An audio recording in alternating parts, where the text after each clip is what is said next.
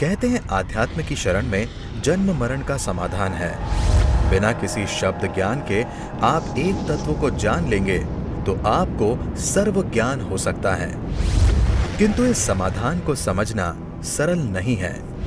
इसके लिए गुरु की जरूरत होती है। श्रमण संस्कृति के अमृत पुरुष व विलक्षण प्रतिभा के धनी युग प्रधान आचार्य सम्राट पूज्य श्री शिव मुनि जी महाराज साहब का समग्र जीवन सत्यम शिवम सुंदरम का जीवंत प्रतीक रहा है। परमात्मा स्वरूप महान सद्गुरु के रूप में आप सदैव जन जन की श्रद्धा के केंद्र हैं। आपका बहुआयामी व्यक्तित्व हिमालय की भांति उतंग, गंगा की तरह पवित्र और सागर के समान गंभीर बना हुआ है।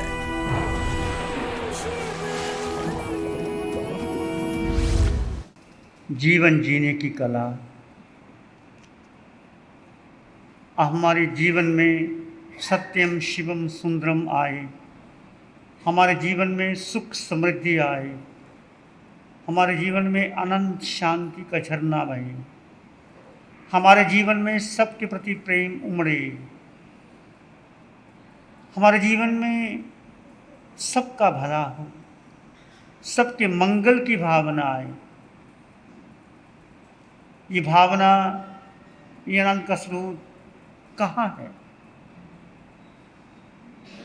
ये मुझ में है, तुम में है, सब में है। बस केवल अपनी आत्म दृष्टि को निहार लें तो भीतर आनंद ही आनंद होता है। दो दृष्टि हैं, एक है आत्म दृष्टि, एक है कर्म दृष्टि। कर्म दृष्टि क्या करती है और आत्म दृष्टि क्या करती है? हम कोई भी कर्म करते हैं, उस कर्म पर अपना अधिकार जमा लेते हैं कि ये मैंने किया। कर्म दृष्टि में कर्ता भाव का पोषण होता है। जहाँ कर्ता भाव है वहाँ दुख है, आदि है, व्याधि है, उपाधि है। और आत्मदृष्टि में कर्ता भाव नहीं, केवल दृष्टा भाव। सबको समान रूप से जानना और देखना, ये आत्मा का, तुम आत्मा और मुझ आत्मा का निज गुण है। इसकी पहचान कैसे हो? जब आप क्रोध, मान, माया, लोभ, राग, द्वेष, ईर्ष्या, जिस क्षण आप में क्रोध है, मान है, माया है, लोभ है, राग है, द्वेष है, ईर्ष्या है, कलह है, और दूसरों को सुधारने में लगे हैं। कल मैंने कहा था कि परिवार में संघर्ष क्यों है, समाज में संघर्ष क्यों है, देश विश्व में क्यों तनाव है, क्यों युद्ध हो रहे हैं, क्यों आतंकवाद, नक्सलवाद बढ़ रहा है। वो व्यक्ति समझता है मैं तो ठीक हूँ, दूसरा ठीक हो जाए, मैं बिल्कुल ठीक हूँ, I am quite okay, I am perfect my self. जब अपने आप को तुमने मान लिया कि मैं ठीक हूँ, वहाँ गलती शुरू हो जाती है। भगवान महावीर का अनेकांतवाद क्या कहता है? सत्य एक नहीं, भिन्न भिन्न प्रकार से उसको कहा जा सकता है। आपने वो कहानी पढ़ी होगी, 6 व्यक्ति जिनकी आंख नहीं थी, वो हाथी को देखते हैं, किसी ने सूंड को पकड़ा, किसी ने कान को पकड़ा, किसी ने टांगों को पकड़ा, किसी ने पेट को पकड़ा, और सब अपने आप कहने लगे हाथी तो छज्जे जैसा है, हाथी तो मूसल जैसा है, हाथी तो खंभे जैसा है। जिसने जो देखा उसने, अंधे थे, दिखाई देता नहीं था, पाम को पकड़ लिया तो खंभे जैसे हाथी का जो टांग है वो खंभे जैसी है, कहते हाथी खंभे जैसा है। पूंछ को पकड़ा तो मूसल जैसा है, कान को देखा तो छज्जे जैसे हैं। ऐसे ही यदि सबको मिला लिया जाए तो सब हर प्रकार से ठीक है। तो परिवार में हम एक दूसरे की बात को सुने और समझे तो जीवन में शांति हो जाती है। ये कैसे हो सकता है? जब हम कर्म दृष्टि को महत्व देते हैं। कर्म दृष्टि क्षय भाव को बढ़ाती है। क्रोध, मान, माया, लोभ। जिस क्षण आपके भीतर क्रोध आया, क्रोध क्यों आता है? मैंने किया, तुम गलत हो, मैं ठीक हूं, मैंने ऐसे कहा तो तुमने ऐसे क्यों कर दिया। ये कर्म दृष्टि। तुम दुकान में दो ढंग से जा सकते हो। एक दुकान पर खूब मेहनत करते हो, धन कमाते हो और अहंकार जमाते हो, मैंने धन कमाया, मैंने दुकान चलाई, मेरे बिना दुकान कोई चला नहीं सकता। और घर में भी आके झगड़ा करते हो पत्नी से, बच्चों से। देखो मेहनत करनी कितनी कठिन, धन कमाना आसानी से धन नहीं कमाया जा सकता, खून पसीना एक करना पड़ता है। धन तो तुमने कमाया परंतु बहुत टेंशन लिया, कर्ता भाव लिया, क्रोध मान में आया, घर में झगड़ा किया।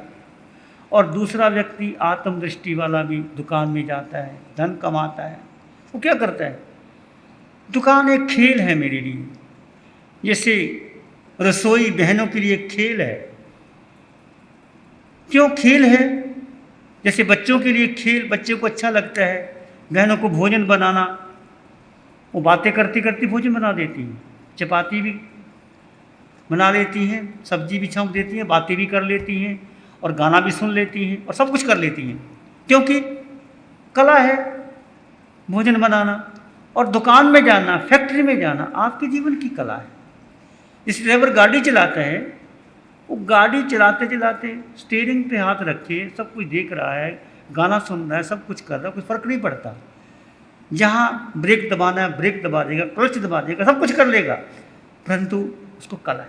ऐसे जीवन में कला सीखो कि जीवन एक कला है, जीवन एक सुंदर दृष्टि। कुछ भी करो आनंद पूर्वक करो, या प्रवचन भी सुनो आनंद से सुनो, भोजन करो आनंद से करो, भोजन बांटो आनंद से बांटो। मैंने भोजन बनाए, प्रेम से भोजन बनाए, आनंद से भोजन बनाए, और बनाते समय आनंद से भर जाए, और परोसते समय आनंद से भर जाए, और तुम खाते समय आनंद से भर जाओ, तो क्या टेंशन है? भोजन खाते समय टेंशन, बनाते समय टेंशन, परोसते समय टेंशन, कितनी बीमारियां बढ़ रही हैं। तो ये है आत्मदृष्टि। ये तुमने आत्मदृष्टि से भोजन बनाया तो आनंद से बनाओगे, कोई अधिकार नहीं। ठीक है, पतिदेव फैक्ट्री चलाते हैं, दुकान में मेहनत करते हैं, धन कमाते हैं, और धन जो कमाया तो उन्हें घर का खर्चा मुझे मिलता है, मैंने भोजन बनाना है, सबकी सेवा करनी है, परिवार की सेवा, ये मेरा धर्म है। अतिथि सत्कार करना मेरा धर्म है। और आपके दरवाजे पर, आपकी रसोई में कोई ब्राह्मण, कोई दुखी, कोई रोगी, कोई संत, कोई तपस्वी, कोई ज्ञानी, कोई मुनिराज आता है, आप बड़े अहोभाव से, कृतज्ञता के भाव से बढ़ाते हो। चाहे उस समय आपके पास सूखी रोटी ही क्यों ना हो, चाहे रोटी भी ना हो, घर में कुछ मिश्री पड़ी हो, चाहे मिश्री भी ना हो, बिस्कुट पड़े हो, बिस्कुट ना हो तो कुछ जो भी सूखा मेवा पड़ा हो, दे देते हो, बड़े अहोभाव से दे देते हो, कृतज्ञता से दे देते हो, तो आपका दिया हुआ दान सफल हो जाता है, और वह लेने वाला भी खुशी से ले लेता है। तो आत्मदृष्टि ये कहती है कि तुम कुछ भी करो आनंद से पूर्वक करो, प्रेम से करो, शांति से करो, समता से करो। जहाँ प्रेम है, शांति है, समता है, वह आनंद ही आनंद है। बोलो बहनों, ठीक है नहीं? आप बोलो, फैक्ट्री में जाते हो टेंशन में जाते हो या आनंदपूर्वक जाते हो? बोलो कैसे जाते हो? टेंशन रहता ही है। क्यों टेंशन रहता है? कंपटीशन, मेरा अधिक धन कमाऊं, एक फैक्ट्री और लग जाए और धन आ जाए। ये विश्वास क्यों नहीं करते कि जितना मुझे मिलना है, मिलना निश्चित मिलेगा। ये विश्वास करो, तुम्हारे उदय कर्म में यदि धन आना लिखा है तो जरूर मिलेगा। और तुम मेहनत करके, दुखी हो करके, टेंशन ले करके, इनकम टैक्स, सेल टैक्स बचा करके किसी को धोखा दे के धन कमा भी लोगे तो क्या होगा? वो धन तुम्हें शांति नहीं दे सकता, दुख ही दुख देगा। कल मेरे पास एक योगा टीचर आए शाम को, वो कहने लगे, आचार्य जी दुनिया बहुत दुखी है, मैं जाता हूँ घरों में, बहुत धन है लोगों के पास, इतना धन कि उनसे गिना ही नहीं जाता, इतना सोना चांदी, बच्चे हैं, परिवार हैं, घर हैं। एक बहन के पास मैं गया, कहने लगी, मैं तंग आ गई हूँ, बहुत धन है, मुझे धन नहीं चाहिए, मुझे बेटा नहीं चाहिए, मुझे मौत चाहिए, बस मौत आ जाए, धन नहीं चाहिए, बेटा नहीं चाहिए, परिवार नहीं चाहिए, कुछ नहीं चाहिए। ये क्या है? जिस धन को कमाने के लिए तुम दिन रात एक कर देते हो, जिस बेटे को जन्म देने के बाद पालन पोषण करने के लिए एक कर देते हो, वो कहते बेटा भी नहीं चाहिए, धन भी नहीं चाहिए, परिवार भी नहीं, क्या मौत चाहिए? क्या मौत लेने के बाद गारंटी है सुख मिल जाएगा? बोलो सुख मिल जाएगा? कभी सुख नहीं मिलेगा। तो प्रभु समझो, कर्म समझो, उदय कर्म समझो, जो समझो, तुम्हें आज जो भी जीवन मिला, चाहे स्त्री का मिला, पुरुष का मिला, धनवान हो, धन कम है, ज़्यादा है, बंगला छोटा है, बड़ा है, उसमें आनंद से क्यों नहीं रह सकते? क्यों नहीं रह सकते? दृष्टि को बदलो। चाहे आज आपके पास 2 रोटी है और 4 की भूख है, 2 रोटी खा के भी आनंद से गुजर सकते, और 2 रोटी खा करके जितना आपको खून बनेगा, आपका आनंद आएगा, वो 4 रोटी खा के नहीं आ सकता। कबीर आत्मज्ञानी थे, वो क्या कहते हैं, कुछ भी नहीं था ज़्यादा कबीर के पास, कभी सोचा नहीं कबीर ने मुझे ज़्यादा मिल जाए, बस साईं परमात्मा इतना देना, मेरी परिवार का पालन पोषण हो जाए, मेरा कुटुंब कितना था, पत्नी, स्वयं, कबीर और बेटा, कमाल, 3 जान। तुम्हारे घर में भी 3 होंगे, ज़्यादा तो नहीं है, 3 या 4, ज़्यादा नहीं है, हम 2, हमारे 2, माता पिता का तो गिनते ही नहीं। कबीर 3, और कबीर कहते हैं, साईं इतना दीजिए जामे कुटुंब समाए, साईं इतना दीजिए जामे कुटुंब समाए, मैं भी भूखा न रहूं, पहुना भी भूखा न जाए। कबीर क्या मांगते हैं परमात्मा से? क्या तुमने कभी मांगा ऐसा? साईं परमात्मा इतना धन देना, मेरे परिवार का पालन पोषण हो जाए, और साथ में कोई अतिथि, कोई पहुना, कोई ब्राह्मण, कोई गरीब, कोई साधु आ जाए, वो खाली ना जाए। अतिथि देवो भव। तुम्हारे घर में कोई मुनिराज, कोई साधु आके खाली चला जाता है तो तुम्हें तुम्हारा पुण्य ले जाता है और पाप दे जाता है, और जो तुम दे देते हो कोई भी स्वयं ना करके, तो तुम पुण्य ले जाते हो और कर्म नजरा कर लेते हो। ये बहुत बड़ा धर्म है तुम्हारा, अतिथि समिभाग वर्ग श्रावक का बहुत बड़ा धर्म है। और बहनों के पास तो खजाना है मोक्ष का, मोक्ष का द्वार है तुम्हारी रसोई। तुम रसोई खुद बनाओ, खुद खाना बनाओ, और बड़े प्यार से बनाओ, प्रभु का नाम लेके बनाओ, राम राम राम राम करके बनाओ, चाहे हरिहंतानंद कह के बनाओ, कुछ बनाओ, खुद परोसो, और भावना भाव कि आज मेरा भोजन बना है। कोई अतिथि आ जाए, अतिथि ना भी आए तो घर के सामने कुत्ता तो आ ही जाएगा, कुत्ते को दे दो, कुत्ते में परमात्मा देखो, उसमें भी परमात्मा है। मैं आत्मा हूँ, मैं आत्मा हूँ। ध्यान करेंगे, आंखें बंद, मन वचन काया शांत, शरीर शांत, विचार शांत, सृष्टि शांत, वातावरण शांत, हर दिशा हर किनारा शांत।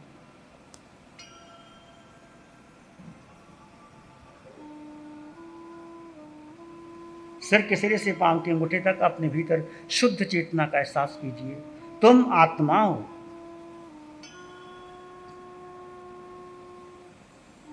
आत्मा में अनंत सुख है, आत्मा में अनंत शांति है।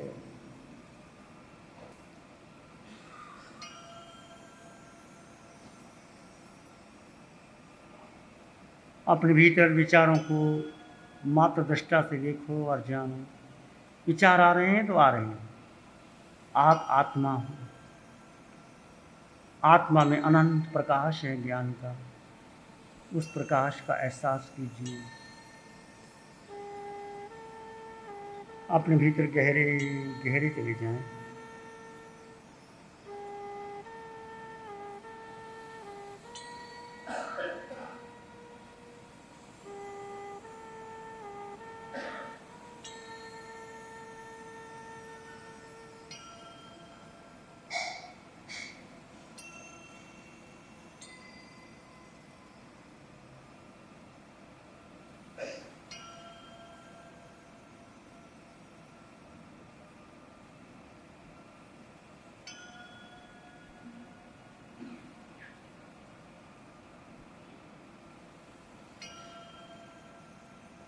एक शारानी है धारा की, और शरण नहीं हो। एक शारानी है धारा की, और शरण नहीं हो। सत्य वचन के तेज से जन जन मंगल हो। तेरा मंगल हो, सबका मंगल, जन जन मंगल।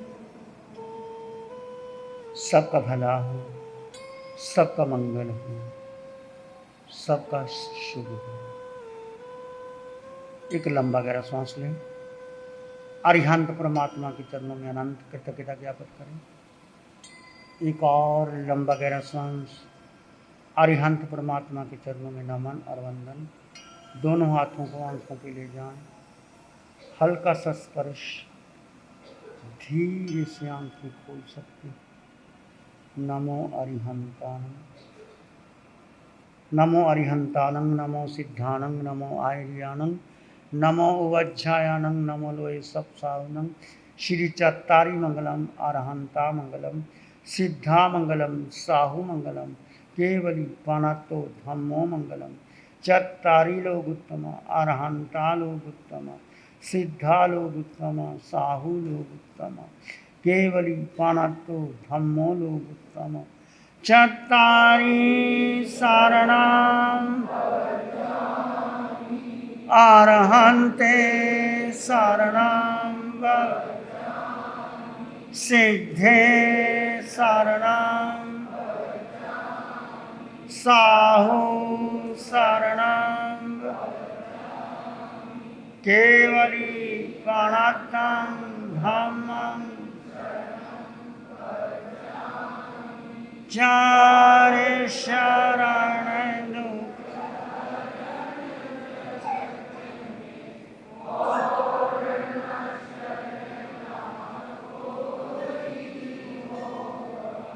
जो भय प्राणी